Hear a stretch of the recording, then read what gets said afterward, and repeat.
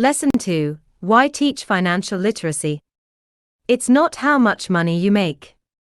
It's how much money you keep. In 1990, Mike took over his father's empire and is, in fact, doing a better job than his dad did. We see each other once or twice a year on the golf course. He and his wife are wealthier than you could imagine. Rich Dad's empire is in great hands, and Mike is now grooming his son to take his place, as his dad had groomed us.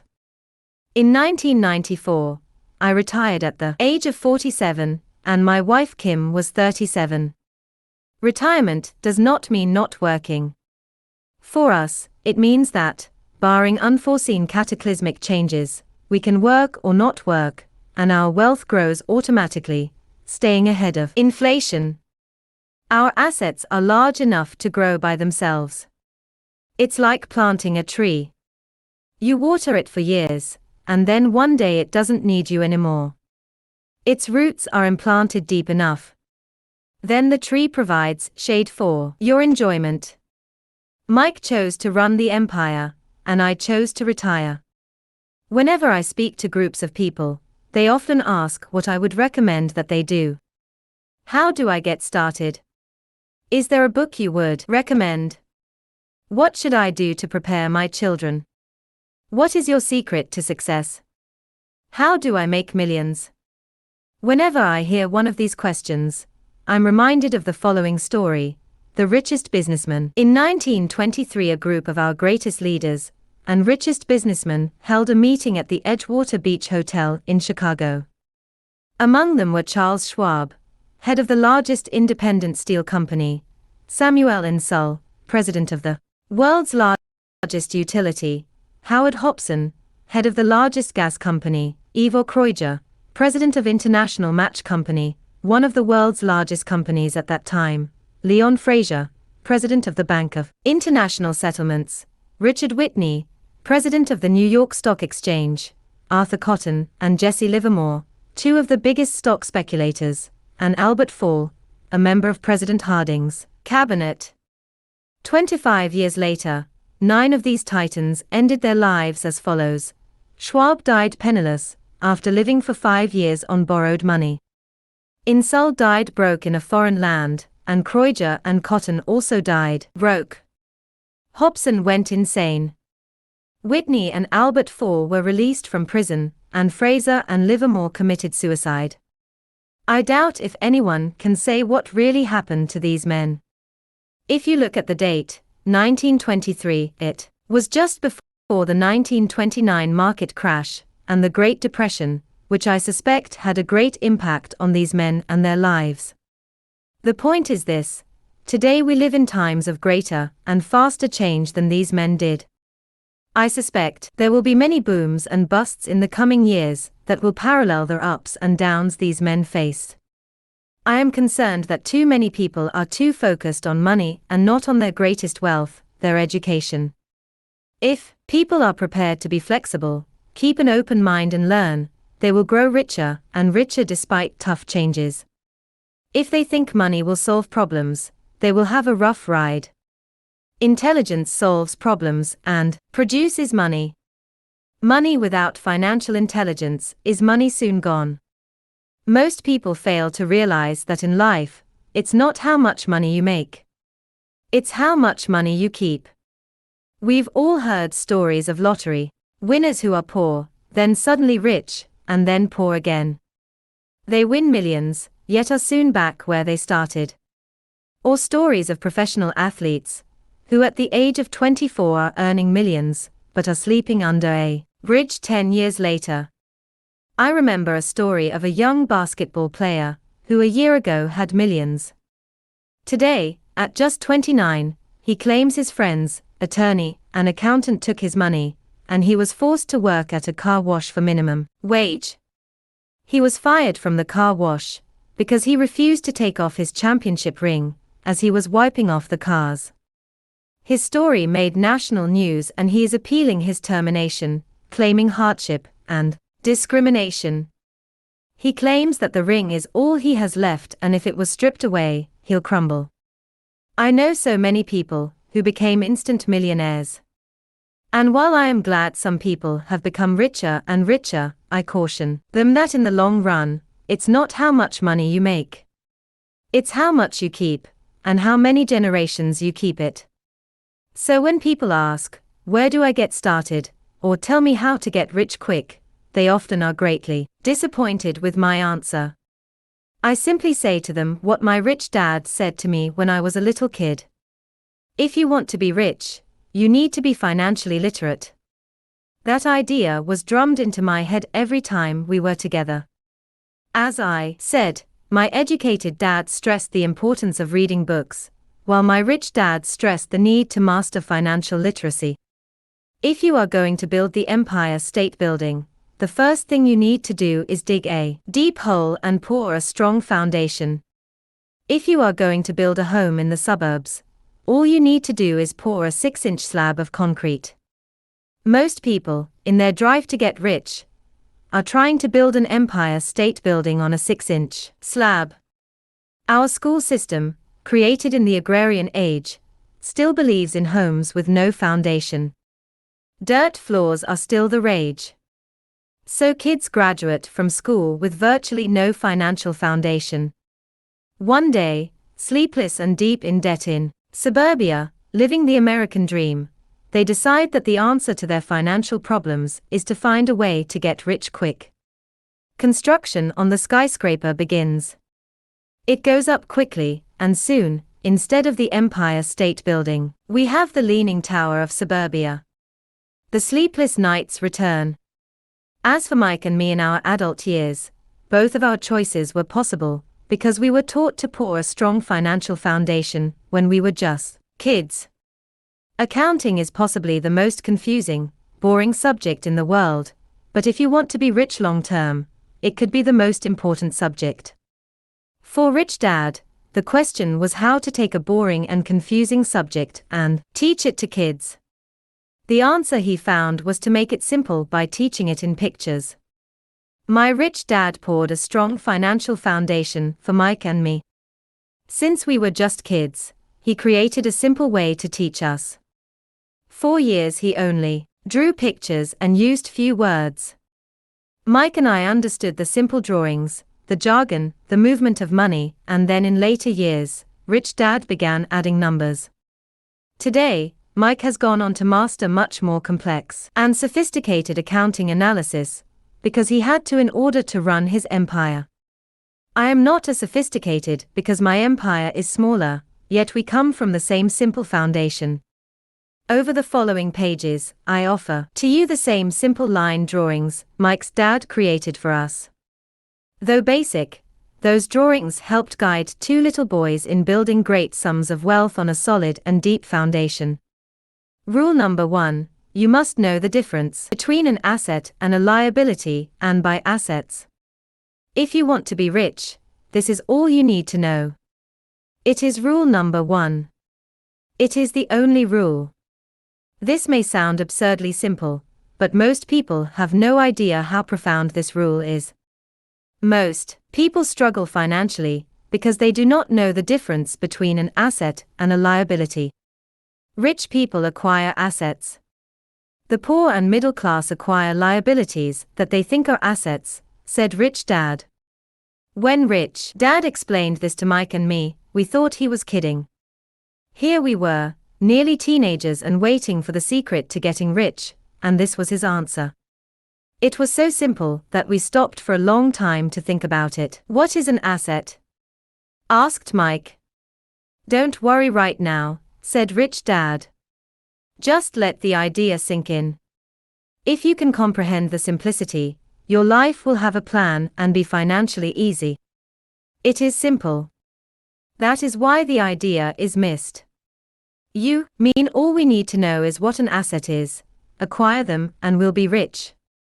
I asked. Rich Dad nodded his head. It's that simple. If it's that simple, how come everyone is not rich? I asked. Rich Dad smiled. Because people do not know the difference between an asset and a liability. I remember asking, how could adults be so misguided? If it is that simple, if it is that important, Why would everyone not want to find out? It took Rich Dad only a few minutes to explain what assets and liabilities were. As an adult, I have difficulty explaining it to other adults. The simplicity of the idea escapes them, because they have been educated differently. They were taught by other educated professionals, such as bankers, accountants, real estate agents, financial planners, and so forth. The difficulty comes in asking adults to unlearn, or become children again. An intelligent adult often feels it is demeaning to pay attention to simplistic definitions. Rich Dad believed in the KISS principle: keep it simple, stupid, or keep it super simple. So he kept it simple for us, and that made our financial foundation strong. So, what causes the confusion? How could something so simple be so screwed up? Why would someone buy an asset that was really a liability? The answer is found in basic education. We focus on the word literacy and not financial literacy. What defines something to be an asset or a liability are not words. In fact, if you really want to be confused, look up the words asset and liability in the dictionary. I know the definition may sound good to a trained accountant, but for the average person, it makes no sense. But we adults are often too proud to admit that something does not make sense. To us young boys, Rich Dad said, what defines an asset are not words, but numbers. And if you can't read the numbers, you can't tell an asset from a hole in the ground. In accounting, Rich Dad would say, it's not the numbers, but what the numbers are telling you. It's just like words. It's not the words, but the story the words are telling you. If you want to be rich, you've got to read and understand numbers. If I heard that once, I heard it 1,000 times from my rich dad. And I also heard, the rich acquire assets and the poor and middle class acquire liabilities. Here is how to tell the difference between an asset and a liability. Most accountants and financial professionals do not agree with the definitions, but these simple drawings were the start of strong financial foundations for two young boys. So as I said earlier, my rich dad simply told two young boys that assets put money in your pocket. Nice, simple, and usable. An asset is something that puts money in my pocket. A liability is something that takes money out of my pocket. This is really all you need to know. If you want to be rich, simply spend your life buying assets. If you want to be poor or middle class, spend your life buying liabilities. Illiteracy, both in words and numbers, is the foundation of financial struggle. If people are having difficulties financially, there is something that they don't understand, either in words or numbers. The rich are rich because they are more literate in different areas than people who struggle financially. So if you want to be rich and maintain your wealth, it's important to be financially literate, in words as well as numbers. The reason I started with the story of the richest men in America is to illustrate the flaw in believing that money will solve all problems. That is why I cringe whenever I hear people ask me how to get rich quicker, or where they should start. I often hear, I'm in debt, so I need to make more money. But more money will often not solve the problem. In fact, it may compound the problem. Money often makes obvious our tragic human flaws, putting a spotlight on what we don't know. That is why, all too often, a person who comes into a sudden windfall of cash, let's say an inheritance, a pay raise, or lottery winnings, soon returns to the same financial mess, if not worse, than the mess they were in before. Money only accentuates the cash flow pattern running in your head. If your pattern is to spend everything you get, most likely an increase in cash will just result in an increase in spending. Thus, the saying, a fool and his money is one big party. I have said many times that we go to school to gain scholastic and professional skills, both of which are important. We learn to make money with our professional skills.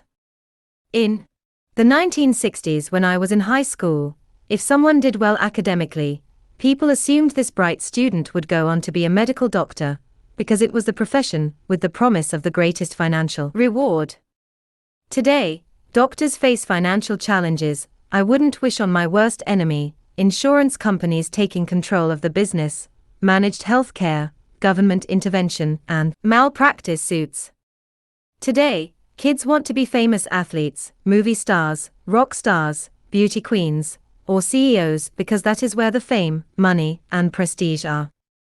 That is the reason it is so hard to motivate kids in school today. They know that professional success is no longer solely linked to academic success, as it once was. Because students leave school without financial skills, millions of educated people pursue their profession successfully, but later find themselves struggling financially. They work harder but don't get ahead. What is missing from their education is not how to make money, but how to manage money. It's called financial aptitude: what you do with the money once you make it, how to keep people from taking it from you, how to keep it longer, and how to make that money work hard for you. Most people don't understand why they struggle financially, because they don't understand cash flow. A person can be highly educated, professionally successful, and financially illiterate. These people often work harder than they need to because they learned how to work hard, but not how to have their money work hard for them. How the quest for a financial dream turns into a financial nightmare. The classic story of hardworking people has a set pattern. Recently married, the happy, highly educated young couple moves into one of their cramped rented apartments. Immediately, they realize that they are saving money because two can live as cheaply as one. The problem is, the apartment is cramped. They decide to save money to buy their dream home so they can have kids. They now have two incomes, and they begin to focus on their careers. Their incomes begin to increase. Many people think it's income tax, but for most Americans, their highest tax is Social Security. As an employee, it appears as if the Social Security tax combined with the Medicare tax rate is roughly 7.5%, but it's really 15% since the employer must match the Social Security amount. In essence, it is money the employer can't pay you. On top of that, you still have to pay income tax on the amount deducted from your wages for Social Security tax. Income you never received, because it went directly to Social Security through withholding. Going back to the young couple, as a result of their incomes increasing, they decide to buy the house of their dreams. Once in their house, they have a new tax, called property tax. Then they buy a new car, new furniture, and new appliances to match their new house. All of a sudden, they wake up and their liabilities column is full of mortgage and credit card debt. Their liabilities go up. They are now trapped in the rat race. Pretty soon a baby comes along and they work harder. The process repeats itself. Higher incomes cause higher taxes, also called bracket creep. A credit card comes in the mail. They use it and max it out. A loan company calls and says their greatest asset, their home, has appreciated in value. Because their credit is so good, the company offers a bill consolidation loan and tells them the intelligent thing to do is clear off the high-interest consumer debt by paying off their credit card. And besides, interest on their home is a tax deduction. They go for it and pay off those high-interest credit cards. They breathe a sigh of relief. Their credit cards are paid off. They've now folded their consumer debt into their home mortgage. Their payments go down because they extend their debt over 30 years. It is the smart thing to do. Their neighbor calls to invite them to go shopping. The Memorial Day sale is on. They promise themselves they'll just window shop, but they take a credit card, just in case. I run into this young couple all the time. Their names change, but their financial dilemma is the same. They come to one of my talks to hear what I have to say. They ask me, "Can you tell us how to make more money?" They don't understand that their trouble is really how they choose to spend the money they do have. It is caused by financial illiteracy and not understanding the difference between an asset and a liability. More money seldom solves someone's money problems. Intelligence solves problems. There is a saying a friend of mine says over and over to people in debt: if you find you have dug yourself into a hole, stop digging. As a child, my dad often told us that the Japanese were aware of three powers: the power of the sword, the jewel, and the mirror. The sword symbolizes the power of weapons. America has spent trillions of dollars on weapons, and because of this, is a powerful military presence in the world. The jewel symbolizes the power of money. There is some degree of truth to the saying, remember the golden rule. He who has the gold makes the rules. The mirror symbolizes the power of self-knowledge. This self-knowledge, according to Japanese legend, was the most treasured of the three. All too often, the poor and middle class allow the power of money to control them. By simply getting up and working harder, failing to ask themselves if what they do makes sense, they shoot themselves in the foot as they leave for work every morning. By not fully understanding money, the vast majority of people allow its awesome power to control them. If they used the power of the mirror, they would have asked themselves, does this make sense? All too often, instead of trusting their inner wisdom, that genius inside, most people follow the crowd. They do things because everybody else does them. They conform, rather than question. Often, they mindlessly repeat what they have been told. Diversify. Your home is an asset. Your home is your biggest investment. You get a tax break for going into greater debt. Get a safe job. Don't make mistakes. Don't take risks. It is said that the fear of public speaking is a fear greater than death for most people. According to psychiatrists, the fear of public speaking is caused by the fear of ostracism, the fear of standing out, the fear of criticism, the fear of ridicule, and the fear of being an outcast. The fear of being different prevents most people from seeking new ways to solve their problems. That is why my educated dad said the Japanese valued the power of the mirror the most, for it is only when we look into it that we find truth. Fear is the main reason that people say, play it safe. That goes for anything, be it sports, relationships, careers, or money. It is that same fear, the fear of ostracism, that causes people to conform to, and not question, commonly accepted opinions or popular trends. Your home is an asset. Get a bill consolidation loan, and get out of debt. Work harder. It's a promotion. Someday I'll be a vice president. Save money. When I get a raise, I'll buy us a bigger house. Mutual funds are safe. Many financial problems are caused by trying to keep up with the Joneses. Occasionally, we all need to look in the mirror and be true to our inner wisdom rather than our fears. By the time Mike and I were 16 years old, we began to have problems in school. We were not bad kids. We just began to separate from the crowd. We worked for Mike's dad after school and on weekends. Mike and I often spent hours after work just sitting at a table with his dad while he held meetings with his bankers, attorneys, accountants, brokers, investors, managers, and employees. Here was a man who had left school at 13, who was now directing, instructing, ordering, and asking questions of educated people. They came at his beck and call, and cringed when he didn't approve of them. Here was a man who had not gone along with the crowd. He was a man who did his own thinking and detested the words, "We have to do it this way, because that's the way everyone else does it." He also hated the word "can't." If you wanted him to do something, just say, "I don't think you can do it."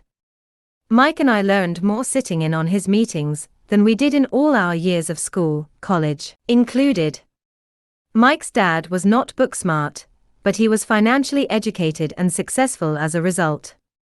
He told us over and over again, an intelligent person hires people, who are more intelligent than he is. So Mike and I had the benefit of spending hours listening to and learning from intelligent people. But because of this, Mike and I couldn't go along with the standard dogma our teachers preached, and that caused problems. Whenever the teacher said, "If you don't get good grades, you won't do well in the real world," Mike and I just raised our eyebrows. When we were told to follow set procedures and not deviate from the rules, we could see how school discouraged creativity. We started to understand why our rich dad told us that schools were designed to produce good employees, instead of employers. Occasionally, Mike or I would ask our teachers how what we studied was applicable in the real world, or why we never studied money and how it worked. To the latter question, we often got the answer that money was not important, that if we excelled in our education, the money would follow. The more we knew about the power of money, the more distant we grew from the teachers and our classmates. My highly educated dad never pressured me about my grades, but we did begin to argue about money. By the time I was 16, I probably had a far better foundation with money than both my parents. I could keep books, I listened to tax accountants, corporate attorneys, bankers, real estate brokers, investors, and so forth. By contrast, my dad talked to other teachers. One day my dad told me that our home was his greatest investment. A not too pleasant argument took place when I showed him why I thought a house was not a good investment. Today, people still challenge me on the idea of a house not being an asset. I know that for many people, it is their dream as well as their largest investment. And owning your own home is better than nothing. I simply offer an alternate way of looking at this popular dogma. If my wife and I were to buy a bigger, flashier house, we realize it wouldn't be an asset. It would be a liability since it would take money out of our pocket. So here is the argument I put forth. I really don't expect most people to agree with it, because your home is an emotional thing, and when it comes to money, high emotions tend to lower financial intelligence. I know, from personal experience, that money has a way of making every decision emotional. When it comes to houses, most people work all their lives paying for a home they never own. In other words, most people buy a new house every few years, each time incurring a new 30-year loan to pay off the previous one. Even though people receive a tax deduction for interest on mortgage payments, they pay for all their other expenses with after-tax dollars, even after they pay off their mortgage. My wife's parents were shocked when the property taxes on their home increased to $1,000 a month. This was after they had retired, so the increase put a strain on their retirement budget, and they felt forced to move. Houses do not always go up in value. I have friends who owe $1 million for a home that today would sell for far less. The greatest losses of all are those from missed opportunities. If all your money is tied up in your house, you may be forced to work harder, because your money continues blowing out of the expense column, instead of adding to the asset column, the classic middle-class cash flow pattern. If a young couple would put more money into their asset column early on, their later years would be easier. Their assets would have grown and would be available to help cover expenses. All too often, a house only serves as a vehicle for incurring a home equity loan to pay for mounting expenses. In summary, the end result in making a decision to own a house that is too expensive, in lieu of starting an investment portfolio, impacts an individual in at least the following 3 ways. 1. Loss of time, during which other assets could have grown in value. 2. Loss of additional capital, which could have been invested instead of paying for high maintenance expenses related directly to the home. 3. Loss of education.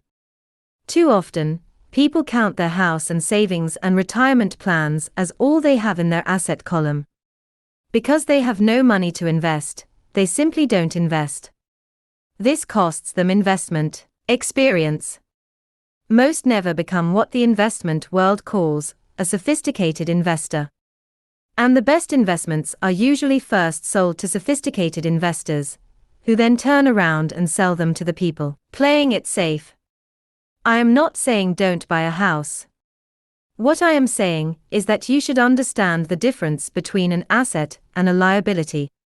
When I want a bigger house, I first buy assets that will generate the cash flow to pay for the house.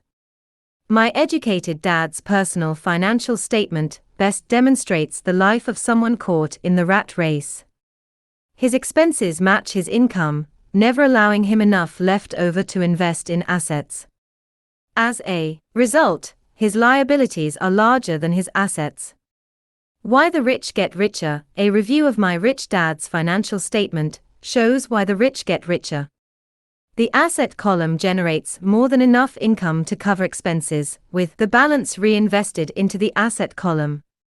The asset column continues to grow, and therefore, the income it produces grows with it. The result is that the rich get richer. Why the middle class struggle. The middle class finds itself in a constant state of financial struggle. Their primary income is through their salary. As their wages increase, so do their taxes. Their expenses tend to increase in proportion to their salary increase, hence, the phrase the rat race. They treat their home as their primary asset, instead of investing in income-producing assets. The massive loss of jobs in recent times proves how shaky the middle class really is financially. Company pension plans are being replaced by 401k plans. Social Security is obviously in trouble and can't be relied upon as a source for retirement. Panic has set in for the middle class. Today, mutual funds are popular because they supposedly represent safety. Average mutual fund buyers are too busy working to pay taxes and mortgages, save for their children's college, and pay off credit cards. They do not have time to study investing, so they rely on the expertise of the manager of a mutual fund. Also, because the mutual fund includes many different types of investments, they feel their money is safer because it is diversified. This educated middle class subscribes to the dogma put out by mutual fund brokers and financial planners: play it safe. Avoid risk. The real tragedy is that the lack of early financial education is what creates the risk faced by average middle class people. The reason they have to play it safe is because their financial positions are tenuous at best. Their balance sheets are not balanced. Instead, they are loaded with liabilities and have no real assets that generate income. Typically, their only source of income is their paycheck. Their livelihood becomes entirely dependent on their employer. So when genuine deals of a lifetime come along, these people can't take advantage of them because they are working so hard, are taxed to the max, and are loaded with debt. As I said at the start of this section, the most important rule is to know the difference between an asset and a liability.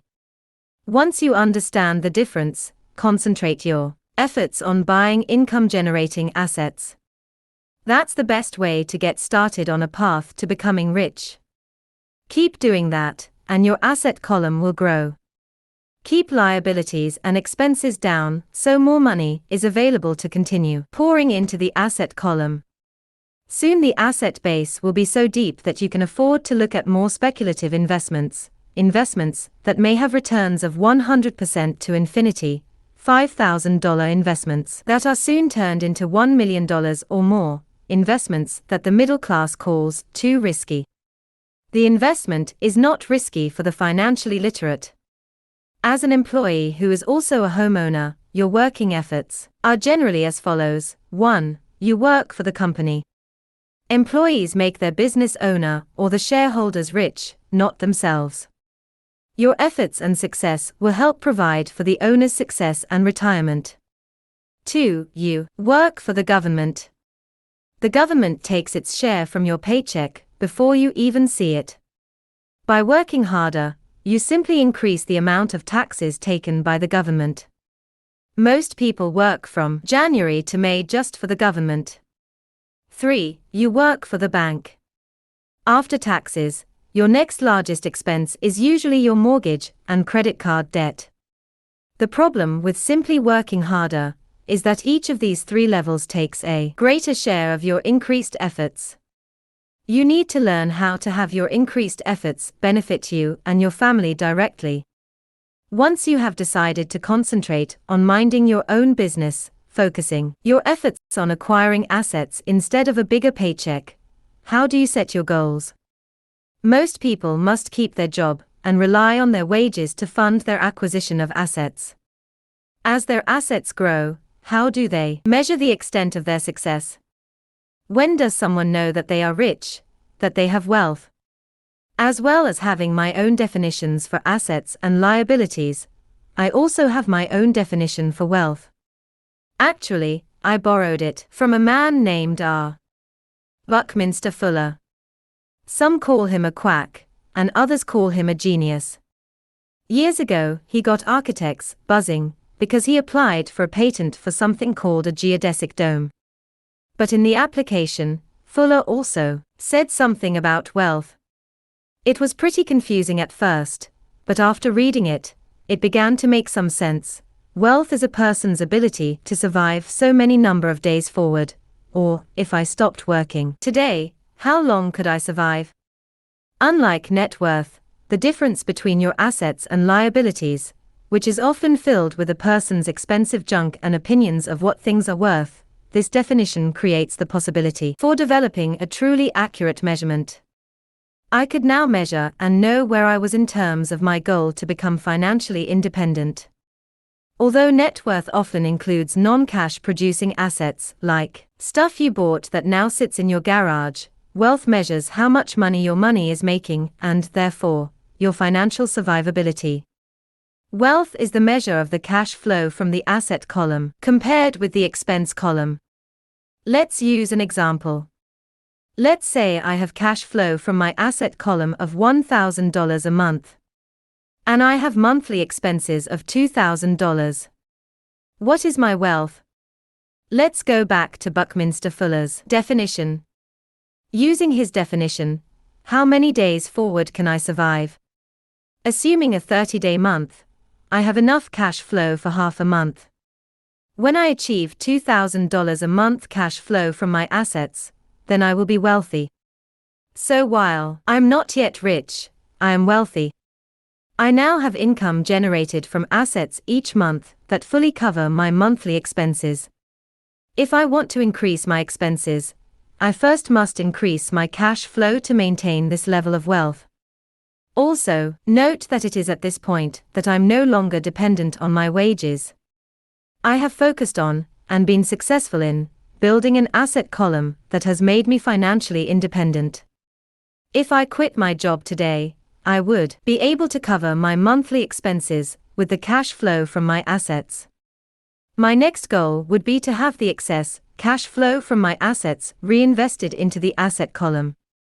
The more money that goes into my asset column, the more my asset column grows. The more my assets grow, the more my cash flow grows. And as long as I keep my expenses less than the cash flow from these assets, I grow richer with more and more income from sources other than my physical labor. As this reinvestment process continues, I am well on my way to becoming rich. Just remember this simple observation: the rich buy assets. The poor only have expenses. The middle class buy liabilities they think are assets. So how do I start minding my own business? What is the answer? Listen to the founder of McDonald's in the next chapter.